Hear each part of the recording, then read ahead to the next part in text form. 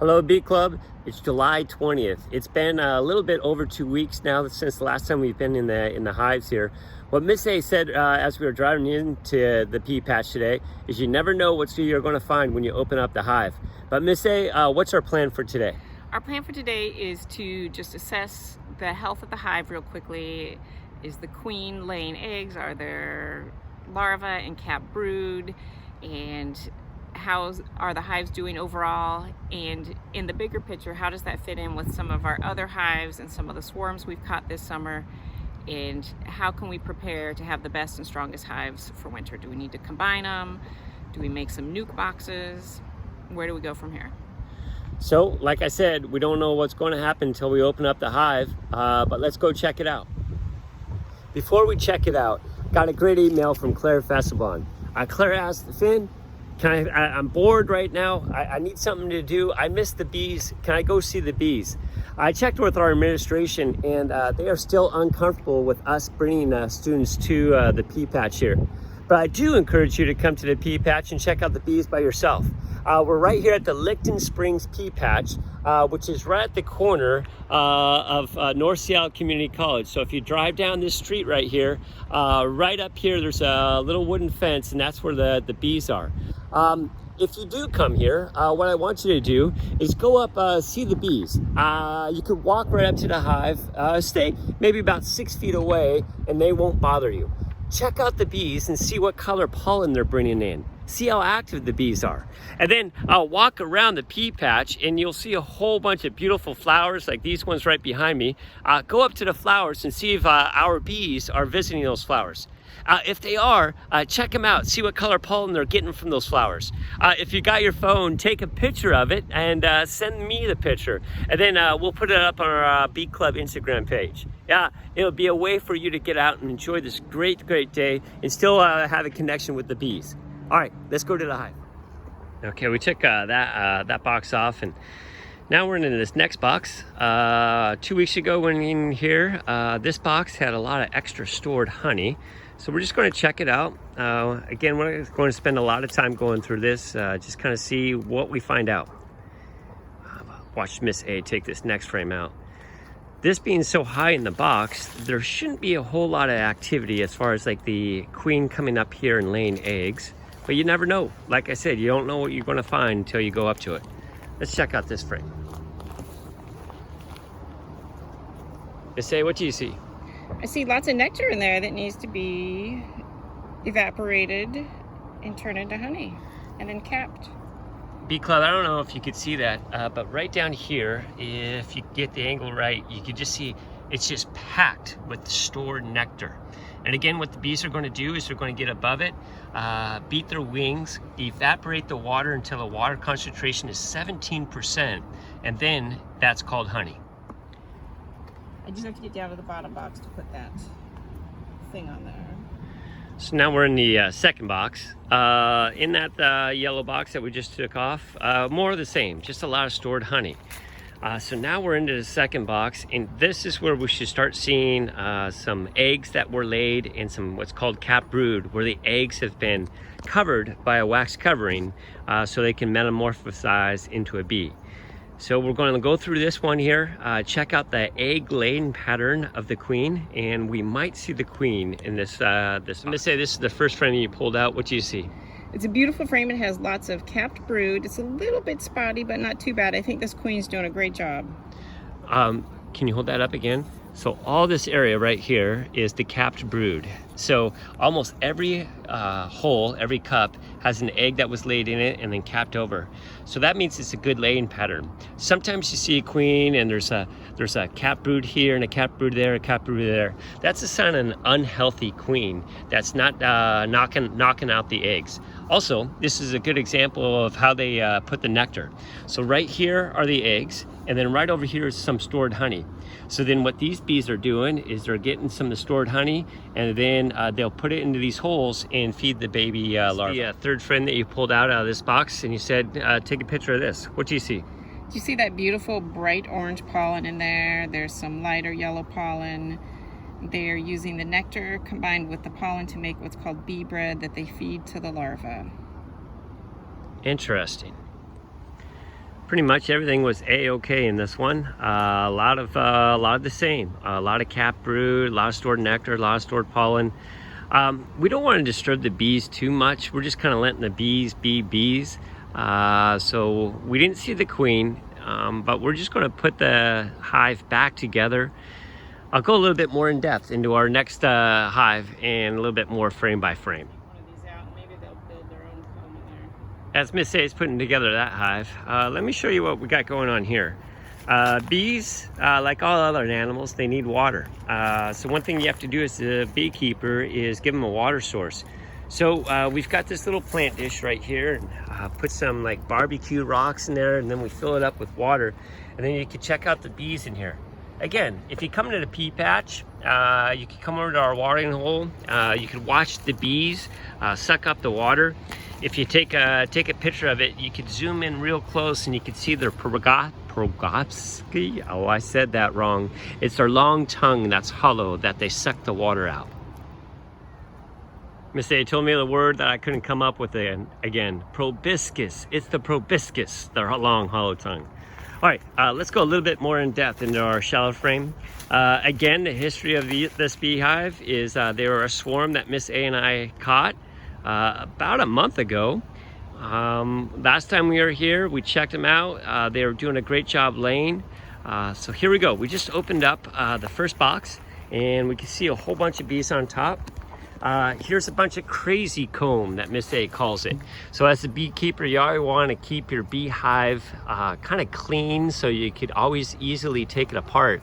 So what Miss A does is she cuts this wax off. She places it into this bucket right there. And then the bees will leave.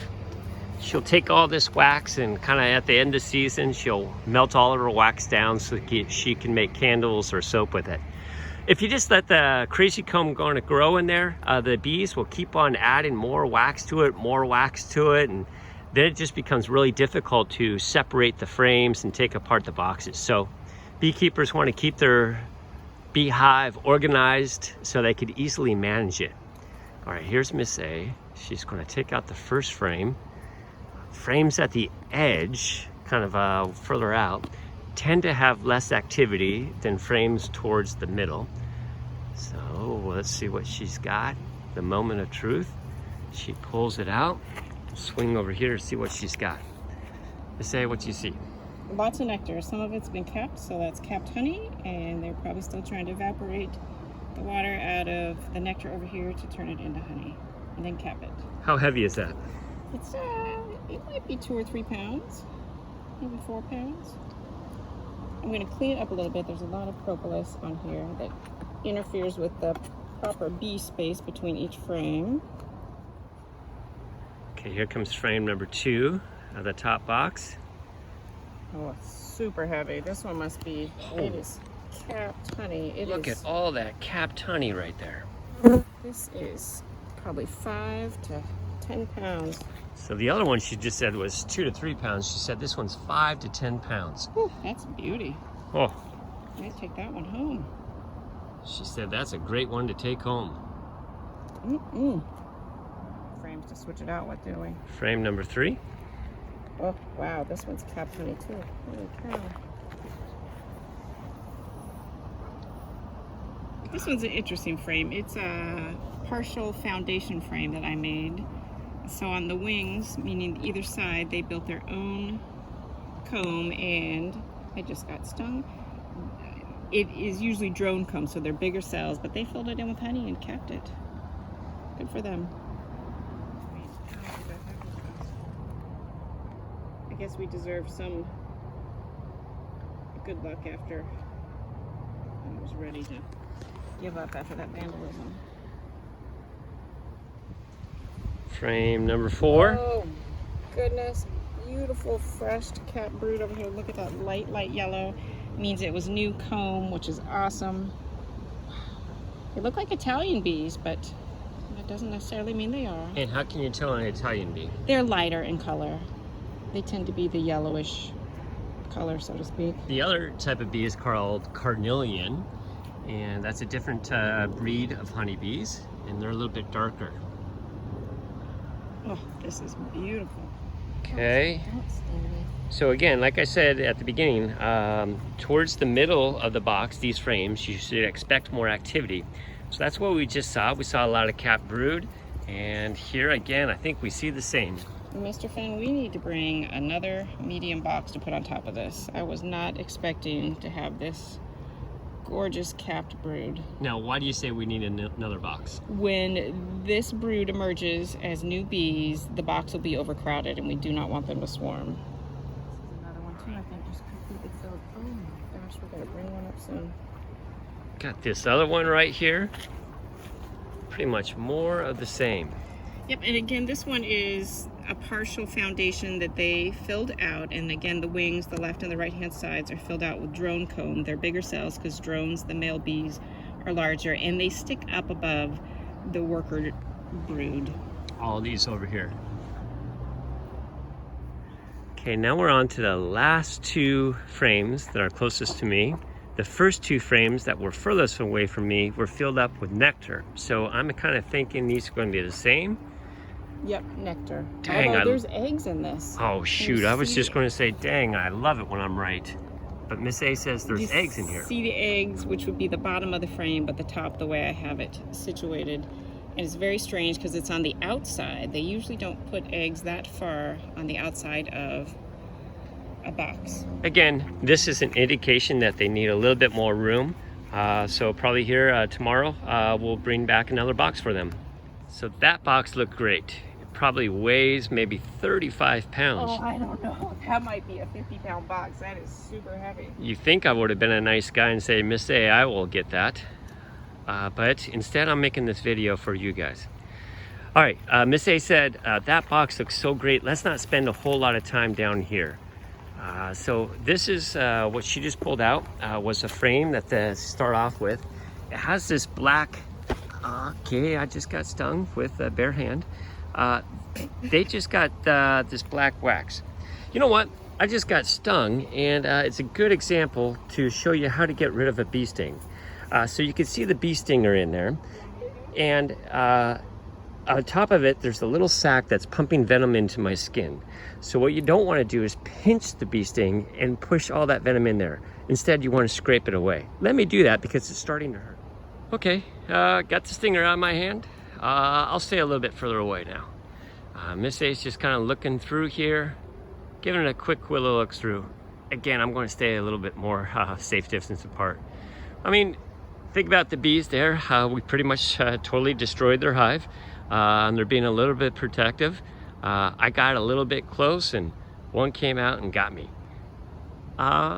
Miss A is putting together a box. She really quickly just kind of went through there, just kind of checking out. Miss A, what do you see? I saw lots of cap brood, which was great. Great laying pattern. The bees, for the most part, are gentle. I got stung in the fingers a couple times, but those are my gloves. In her gloves. That's why you wear bee gloves. I get it now. So she's going to put it together. Everything's great. We'll have a little summary of what we saw here in a couple minutes. Well, Miss A, what did you think? What did you see? I was impressed and blown away. I wasn't anticipating that many eggs and larvae and cap brood. Both queens and both boxes are doing a great job. That makes my decision a little easier about what I need to do with two hives I have at home that are struggling. I do need to come back tomorrow or the next day and add another box and do some work. I need to record my notes, but I'm impressed. I'm thrilled. So again, wish you could join us, but during this time we can't. But I do encourage you to come here to the pea patch, take a raw walk around and see all the beautiful gardens that they have. Go up to a flower and see if there's a bunch of bees in there. See if you can see our honeybees. If you can't come to this pea patch, maybe just walk around your neighborhood. Check out to see a honeybee and see how many different types of bumblebees you can see. All right, everybody, have a great day.